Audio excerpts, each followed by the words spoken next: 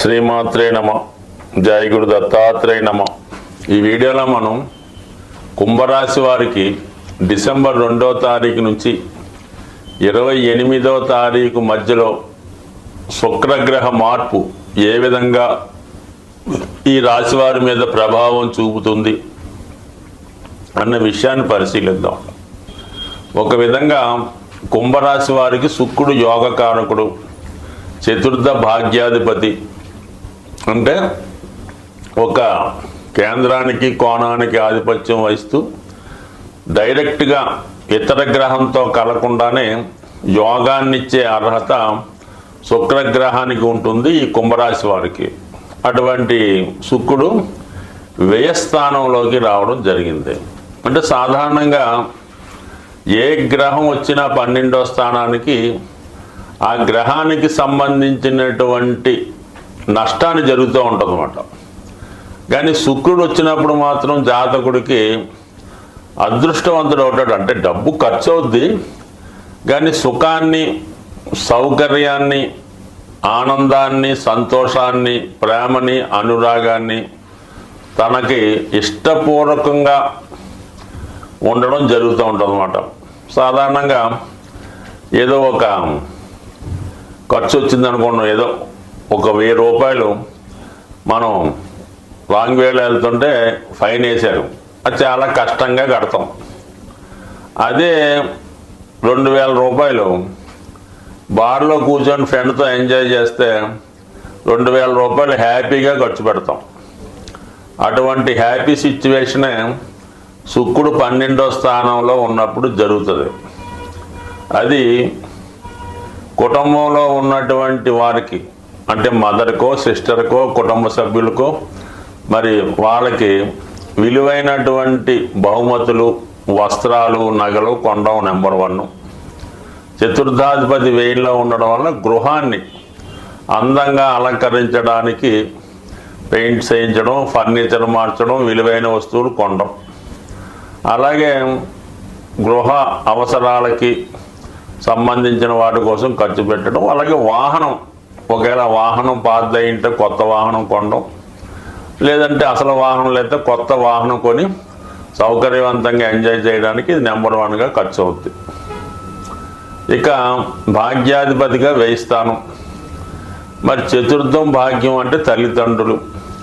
తల్లిదండ్రులకి సౌకర్యాలు కల్పించడం, వారికి ఇష్టమైనటువంటి పుణ్యక్షేత్రాలు దర్శించే విధంగా జాతకుడు వాళ్ళని ఆనందంగా తన దగ్గర ఉన్నటువంటి వాహనంతో అన్ని ప్రదేశాలు చూపించడం, అలాగే ఏదన్నా వివాహం జరిగితే దానికి తీసుకెళ్ళి ఆనందంగా గడపడం. అంటే బంధుమిత్రులతో కుటుంబ సమేతంగా పుణ్యక్షేత్రాలు, వినోదయాత్రలు చేసే అవకాశం ఉంది.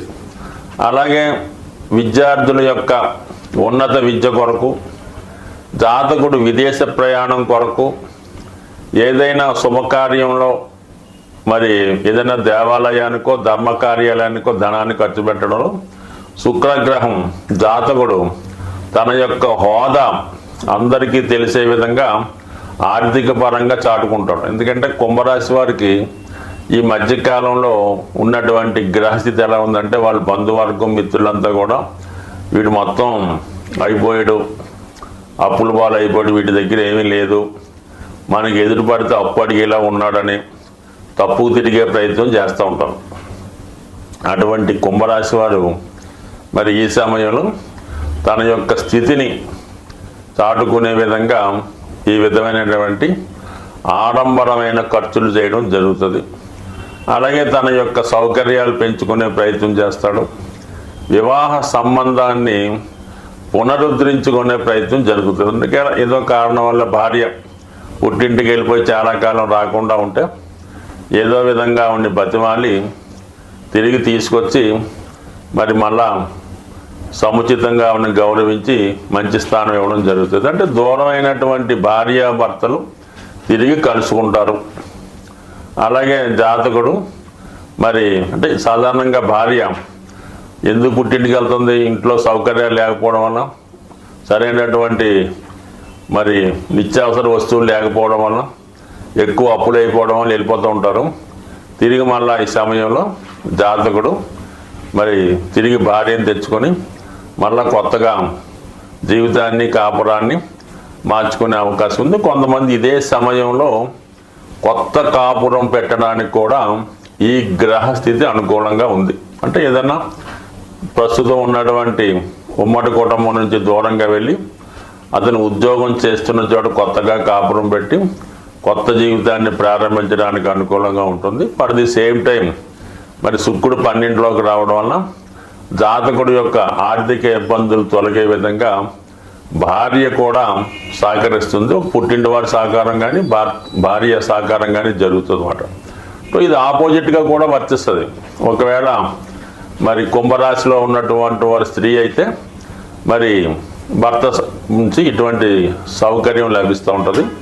అలాగే మరి ఈ రాశిలో ఉన్నటువంటి స్త్రీలకు కానీ పురుషులకు కానీ మరి డిసెంబర్ 29 తర్వాత శుక్రుడు రాశిలోకి ప్రవేశించినప్పుడు జాతకుడు ఏదన్నా కొత్త ఉద్యోగంలో ప్రవేశించడం, స్త్రీలకు కూడా కొత్త ఉద్యోగం రావడం, అలాగే జాతకుడు చాలా వరకు తన యొక్క యాక్టివిటీస్లో కానీ నడవడికలో కానీ అతను కనబడే విధానంలో డ్రెస్ కోడ్ విషయంలో కొద్దిగా ఆకర్షణంగా అందంగా ఉండే ప్రయత్నం చేస్తాడు. ఏదైనా అతి తొందరలో శుక్రగ్రహ అనుగ్రహంతో కుంభరాశి వారి జీవితం పూర్తిగా మారబోతుంది. ఒక కొత్తగా ప్రజెంట్ చేయబోతున్నారు ఈ కుంభరాశి వాళ్ళు చూసిన వెంటనే అమ్మ పర్లేదురా ఇటు మళ్ళా బాగుపడ్డాడు అనిపించే విధంగా ఈ జాతకులు మారబోతున్నారు. స్వస్తి.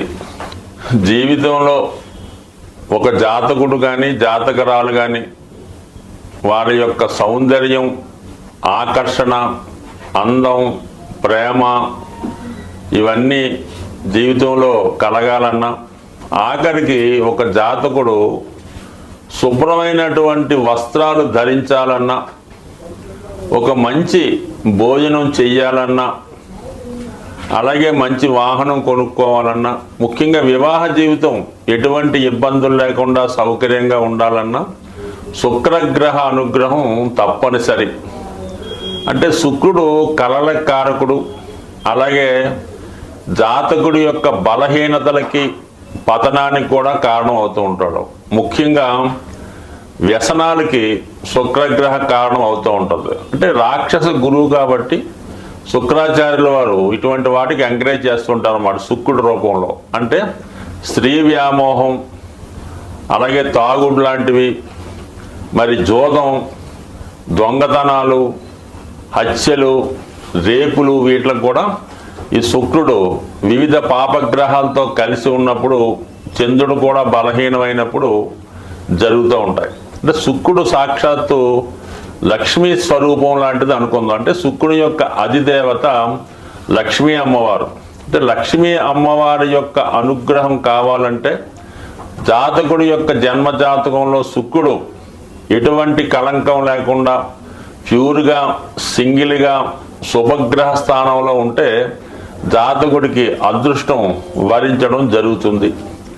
శుక్రుడు ఎటువంటి పాపగ్రహంతో కలిసినా ఆ గ్రహ కారకత్వాల ద్వారా జాతకుడు పతనం అవడం జరుగుతూ ఉంటుంది. శుక్రుడి యొక్క అనుగ్రహం కావాలంటే జాతకుడు లక్ష్మీ అనుగ్రహాన్ని పొందవలసి ఉంటుంది. అది పొందాలంటే జాతకుడు స్త్రీలతో గౌరవప్రదంగా వ్యవహరించాలి, భార్యని భార్యగా గౌరవించాలి, తల్లిని తల్లిగా గౌరవించాలి, ఇతర స్త్రీలను కూడా తల్లితో సమానంగా చూడాలి. అలాగే తన కుటుంబంలో ఉన్నటువంటి కోడలను కానీ, కుమార్తెను కానీ, మదర్ను కానీ, చెల్లెళ్ళను కానీ, అక్కలను కానీ దేవతా స్వరూపంగా కొలిచి దానికి అనుగుణంగా వాళ్ళకి వివిధ రూపాల్లో ఎటువంటి ఇబ్బంది రాకుండా, వాళ్ళకి బాధ కష్టం రాకుండా ఖచ్చితంగా వాళ్ళకి అన్ని సౌకర్యాలు కల్పించాలి. జాతకుడు ఉన్నా లేకపోయినా వాళ్ళకి బట్టలు, నగలు, సమయానికి వివాహం చేయడం ఇవన్నీ కూడా సమకరించినప్పుడు జాతకుడిలో ఉన్నటువంటి శుక్రగ్రహం యాక్టివేట్ అయి జాతకుడికి శుభ ఫలితాలు రావడం జరుగుతూ ఉంటుంది.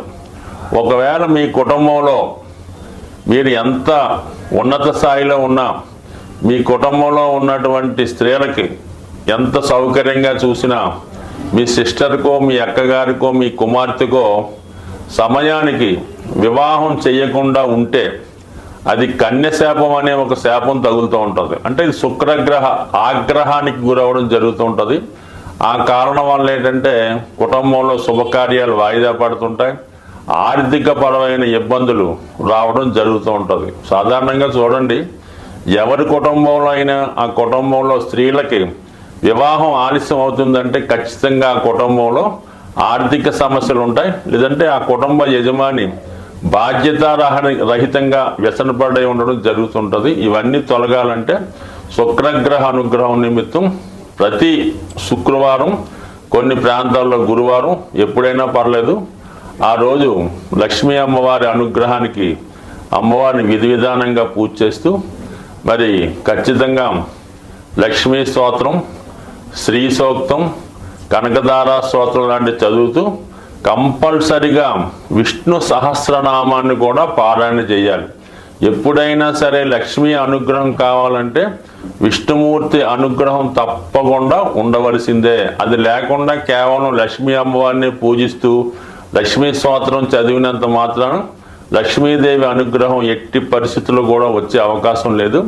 కేవలం వెంకటేశ్వర స్వామిని ఆరాధించడం వల్లే మీకు పద్మావతి అమ్మవారి అనుగ్రహం లభిస్తుంది. ఈ చిన్న టెక్నిక్ గమనించండి, ఆ విధంగా వెళ్ళండి.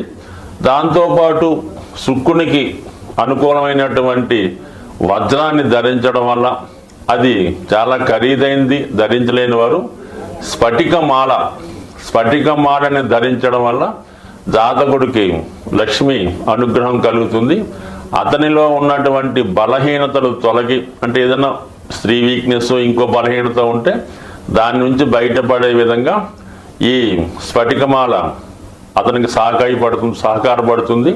అలాగే అనుకూలం ఉన్నవాడు స్ఫటికంతో తయారు చేసినటువంటి శివలింగాన్ని, చిన్నది 1 ఇంచి 2 ఇంచుల పరిణామంలో కానీ, స్ఫటికంతో చేసినటువంటి శ్రీచక్రాన్ని కానీ మీ పూజా మందిరంలో నిత్యం పూజించుకోవడం వల్ల ఖచ్చితంగా మీ యొక్క ఆర్థిక పరమైన సమస్యలు, కుటుంబంలో ఉన్నటువంటి వివాహపరమైన సమస్యలు, స్త్రీ దోషం, స్త్రీకి ఉన్నటువంటి శాపం కానీ, స్త్రీ శాపం కానీ, మాతృశాపం కానీ తొలగి ఆ కుటుంబం ఖచ్చితంగా మరి చక్కగా లక్ష్మీ కళతో మంచి నేమ్తో ఉండే అవకాశం ఉంది. బట్ ఏదైనా ఖచ్చితంగా మాత్రం శుక్రగ్రహ అనుగ్రహం కావాలంటే స్త్రీలను గౌరవించవలసిందే. స్వస్తి.